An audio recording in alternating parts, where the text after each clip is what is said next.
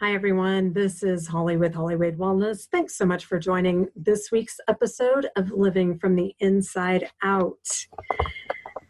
Let's talk about the inner world and the outer world. And what I mean by that is the outer world is what we see and perceive and take in through our senses, through our sight, through what we hear, through what we taste, feel, all of that. So what we perceive and then how we kind of take that in. And that inner world is that space of knowing. And what happens when they don't really perceive the same thing? So maybe a better way to explain this is just to give you the scenario. Have you ever been a people pleaser? Have you ever been a performer? Meaning that your self-worth, your own fulfillment is based on how you are able to perform for other people or achieve certain things. Like, are you an overachiever? And when you look at those kinds of things, or maybe even a perfectionist, when you look at those kinds of traits, they're not necessarily bad in and of themselves. What makes them harmful over time is that we lose ourselves. And this is what I mean by that. So when we get into performance mode, when everything is about, when what we do is about creating happiness for other people or maintaining the status quo or being the peacekeeper, if you have that role in your family, or achieving certain things so that your parents can be proud, or your teacher, or your, whoever the case may be, your spouse. When we're operating out of that mode and it's really others based, it becomes exhausting. And the reason is because we're never going to be enough. We'll always be striving to achieve more, to make more money, to get more accolades, to get more plaques on the wall or more trophies or more whatever the case may be. And in that pursuit of achievement, there's still this emptiness inside. And when you feel that, it creates this tension or this discord between your soul and how you've been living. And at one point, maybe that was kind of like it built you up. You felt built up, you felt energized, you felt good when you did those things. Whenever anything hits a point where rather than building you up, it's breaking you down, whether that's physically, emotionally, spiritually, then you've got to take a look at what's going on. You have to take a really, really deep look at what's happening, because it's going to lead to burnout if it doesn't lead to something before you hit burnout.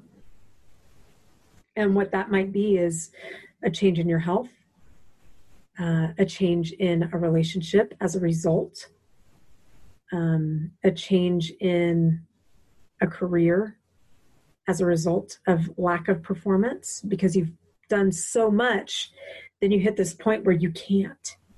You really physically can't. And so those things suffer. Now, I went through a phase like that. I actually had an anxiety attack, a panic attack at work. I was in my 20s.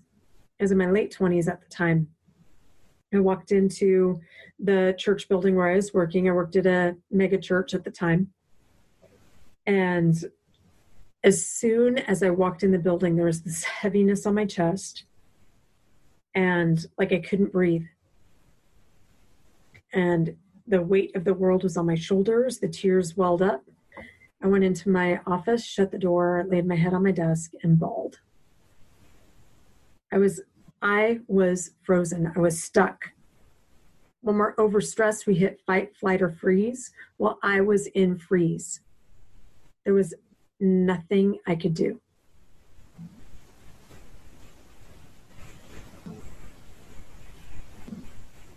As I can gently and graciously look at that 20-something now, what I can honestly say is that it was a lifetime of performance, of overachieving, of being perfect, of doing things for everybody else. Oh, I've got this. Of being the strong one, of holding it all together.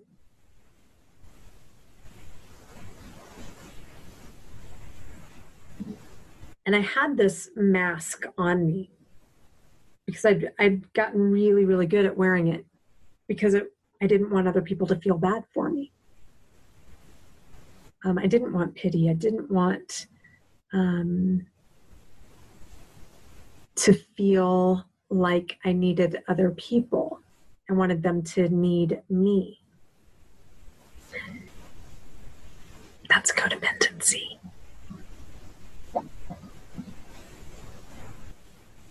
So what happened, bit by bit, I had to start to examine, who am I? And that is the ever elusive question, right? Who am I? And this isn't about roles. This isn't about being a daughter and a girlfriend and a coworker and an aunt. It's not about that. And that's usually where we'll go. Forget the roles. Forget that. Forget your achievements. It's not about that. Who you are. Maybe a better way to ask this is if you removed your skin, you removed the labels, you removed accomplishment, you stripped away everything from your life. Stripped it all down. What is the essence of your soul? See, that's who you are.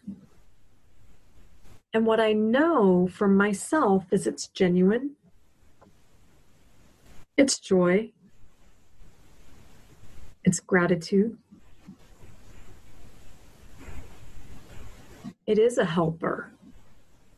And it is a healer. Those are the things that encompass me.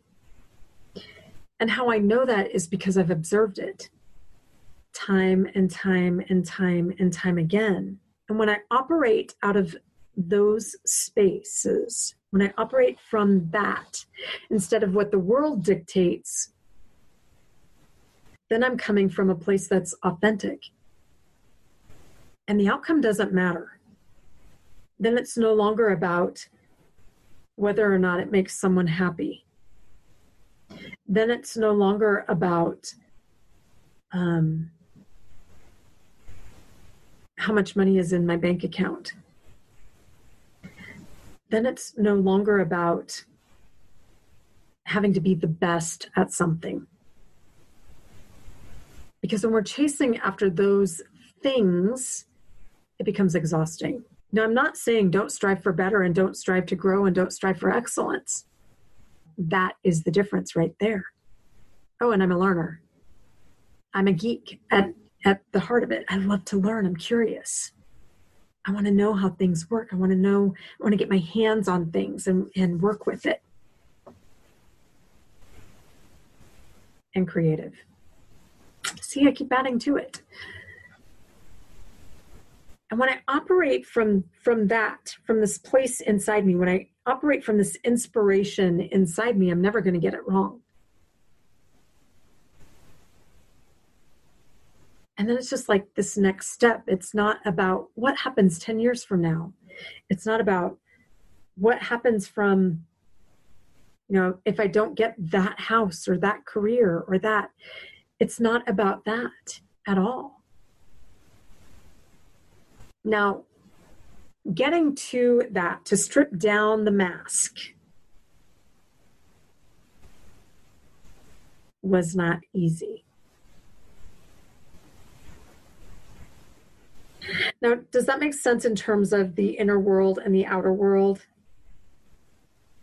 And when you're a performer, then you're not operating from that genuine, sincere place, because you're operating out of what other people want, not how you're wired. And this isn't about being selfish. It's actually quite selfless, because you are being your truly God-given self. That is an abundant self, because you have everything. You have everything you need. You're operating out of your zone.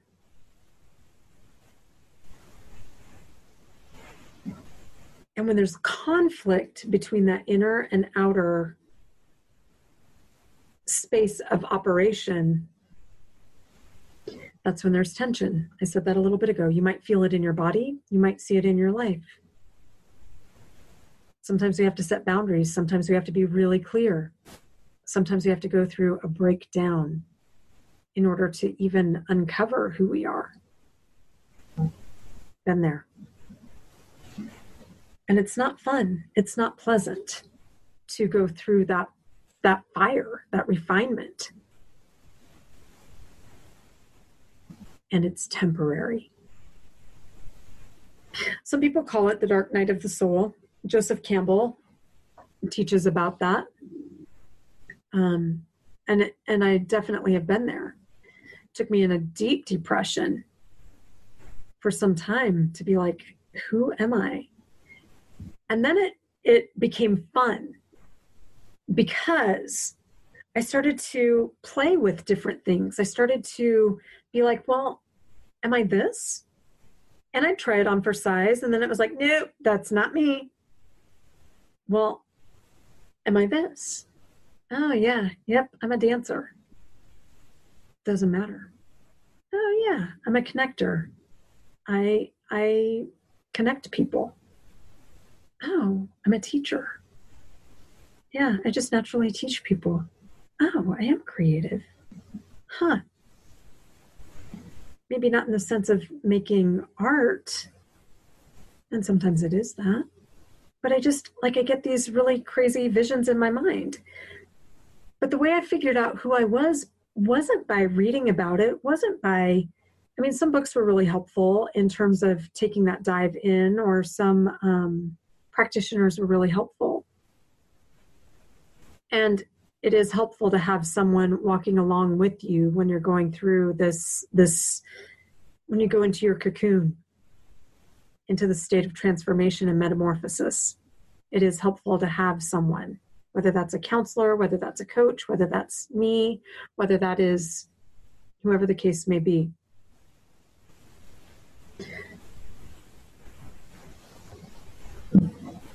But how I figured out who I was by living.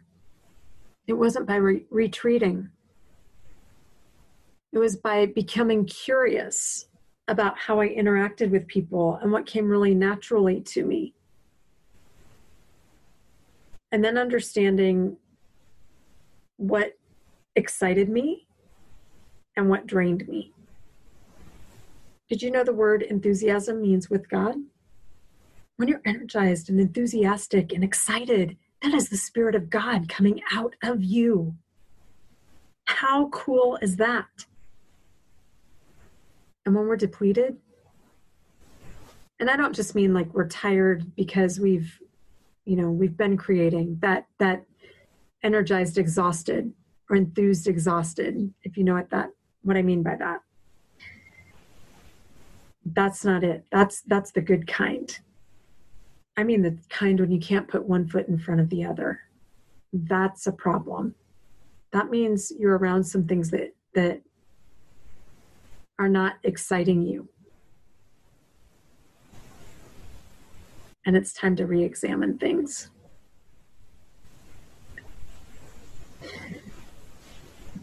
See, when we are aligned and we operate from that space inside of who we are, it's exciting and it's fun and we're okay regardless of circumstances. We're kind of anchored in a way that it doesn't matter what happens outside. Circumstances don't dictate. We have trust of ourselves. We have trust in life. And we allow life to guide us and lead us as we continue to move. Like we operate with eyes wide open. And we have an ability to shut down the outer noise. And when you operate out of that state of perfectionism and overachievement and people pleasing and performance, it's life sucking after a point, because at some point you've lost yourself. And what that looks like is going through the motions of the day. And slowly life has gone from being colorful to black and white. And you may not have even realized it. And then you wake up one day and you're like, wow, I live out the movie Groundhog Day. One day right after another, same thing, over and over and over. And I don't know how to get out of this cycle.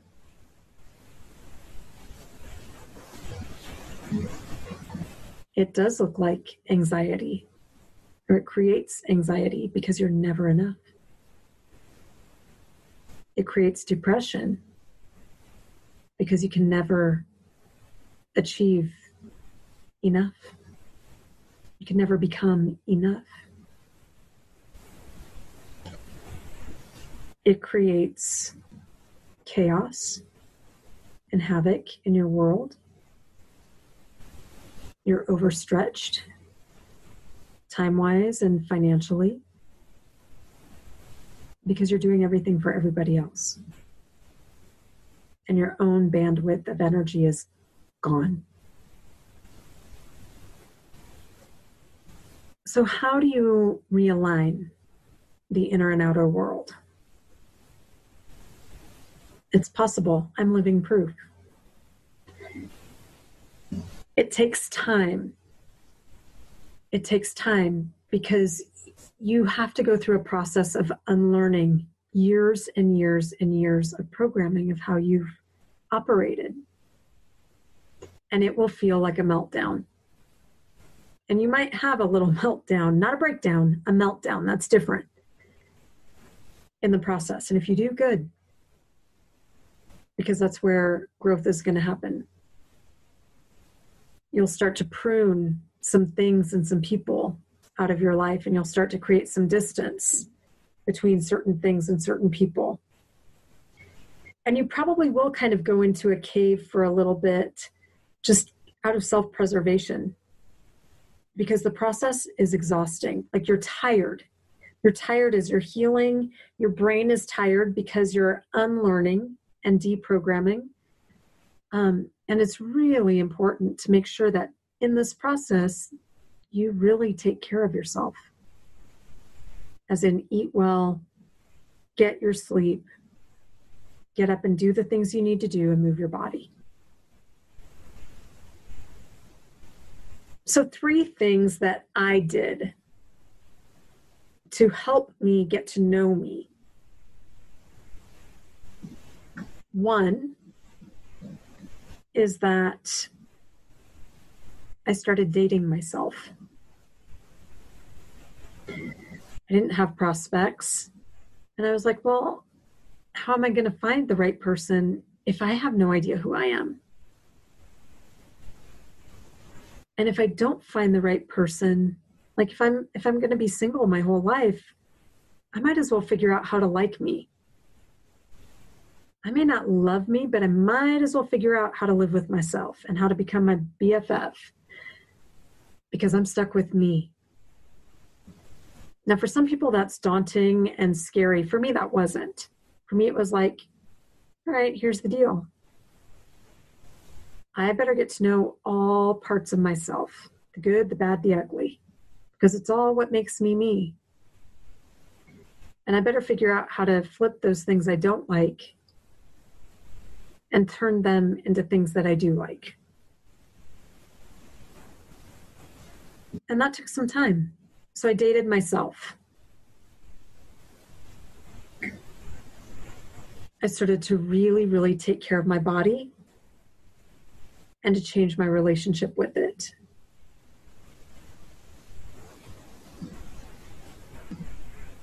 And what that meant was I was more cautious and conscientious about what I was putting on my skin and in my body. Because I truly believe that how we take care of ourselves is a reflection of how we take care of other things in our life. And for a while, that was number one priority, was taking care of my body. And it wasn't obsessive. It was more like, you know what, I'm going to give my skin a break. So Sundays I didn't wear makeup. So that my skin could have a break and it could just be. It was that I'd pay attention to what food fueled me and my body really lit up with and what it didn't. Like, it meant that I did yoga and Pilates and walked and danced rather than doing the pounding types of things that made my body hurt. It meant that if I needed a nap, I would lay down and take a power nap. So I really started to tune into my energy levels and where my high levels of the day were and where I was more productive and where my energy tanked and where I needed to rest. And that gave me some clues for how to take care of me so that I could operate more at a steady state instead of these fluctuations based on life. And it created this colorful world. And the result or the outcome of that, of giving my body time and attention, was that I realized how fun it is. It's actually really fun to be in it. And for so many years, I punished it and hated on it. You know, but my body still took care of me. So I dated myself. I started tending to my physical body. And I created a vision board. One of my tendencies as a perfectionist was all or nothing, very black or white. And if you use SMART goals, it means you set a deadline. And if I didn't meet that deadline, I failed in my own mind. Never mind that no one else knew what that was supposed to be. And it wasn't just that. I also set, like, rather than just setting 1 or 2 goals, I would set like 10 and think I had to hit all of them. The overachiever came out, right? And so then I failed at all of them rather than moving forward on anything. And I remember watching Oprah and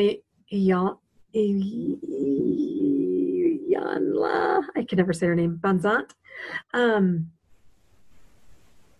She talked about a vision board.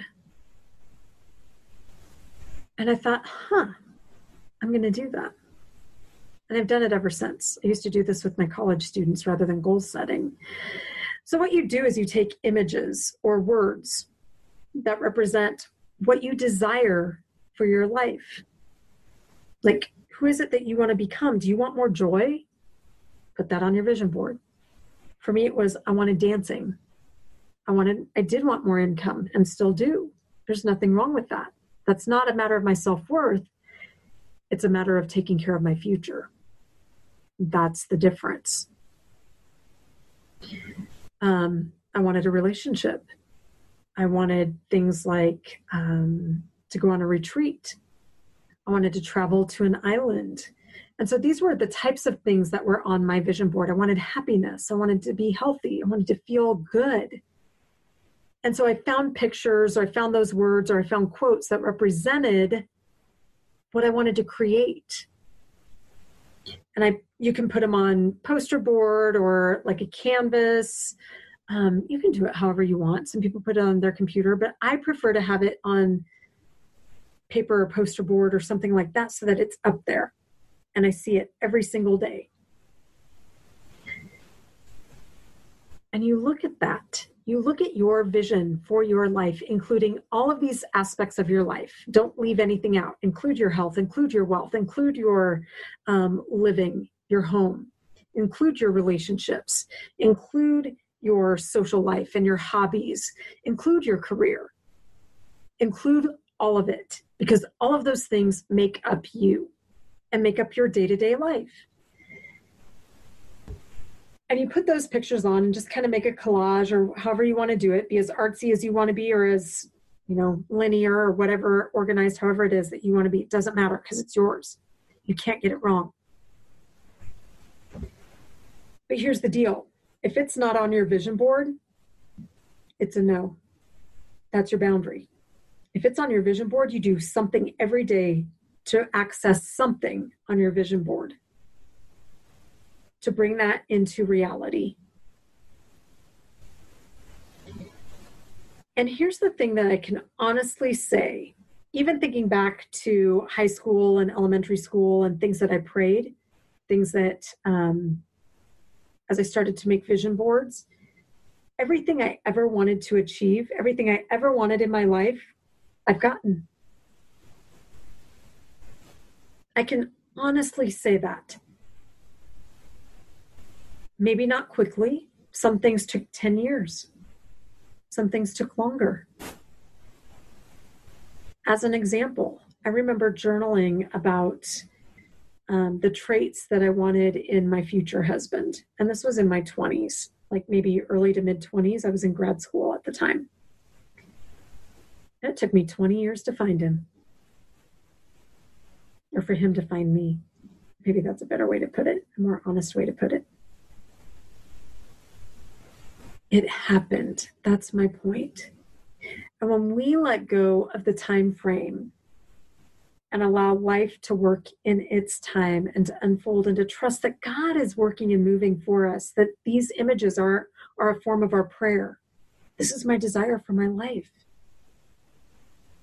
That everything will work out perfectly. We don't have to create the details. And often when we don't, it turns out so much better than we could have ever imagined.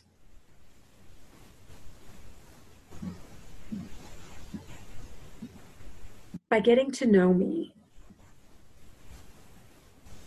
by dating myself, by changing my relationship with my body, and by creating visions for my own life, by creating this vision and operating on these things every single day, by becoming this person,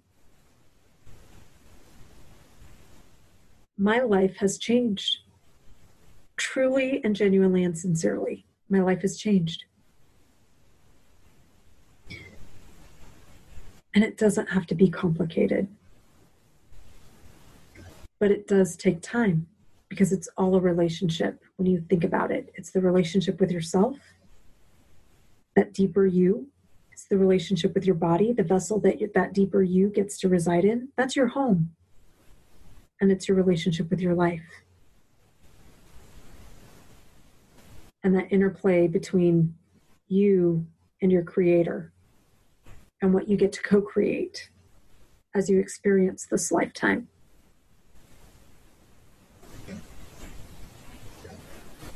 That right there, my friends, is the dance of life. It doesn't get any more complicated than that. And it doesn't have to be complicated, and it can be fun, and it can be rewarding. And it's not easy to get there. If you are at a place that I described at the beginning of this podcast, please reach out. This is why I've created Lifetime Warrior. Because you're the only one who can become the warrior for your health in your life. And you don't have to do it alone.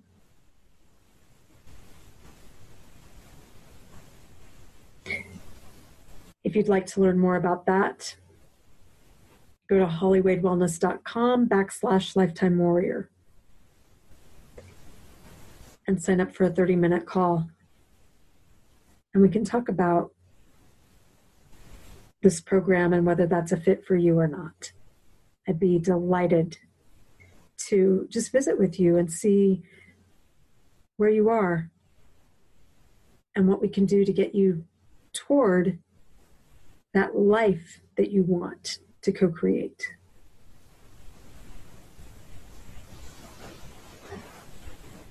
When you operate from that inner world, that's when magic happens. When you operate from the outer world, that's when you feel compressed and squished and in a box and limited. When you're from the inner world, there is no limit. It's expansive, it's abundant, it's resourceful. And that, my friends, is you. That is you coming out. Let's uncover, let's unbury you. Because the planet needs you, not another cookie cutter version of what magazines and society say that you're supposed to be. Because that's a lie. You're just supposed to be you. That's the magic. Thanks for joining this week's session. If there's this week's show, Living from the Inside Out. And if there's someone that you know that would benefit from hearing this, please share it with them. Have a great week, and we'll talk to you next week. Thank you for joining us at Living from the Inside Out. Listen every Tuesday at 6 p.m. Eastern. To connect with Holly, just go to www.globalvoiceradio.com. Global Voice Radio is where your voice and your message is heard.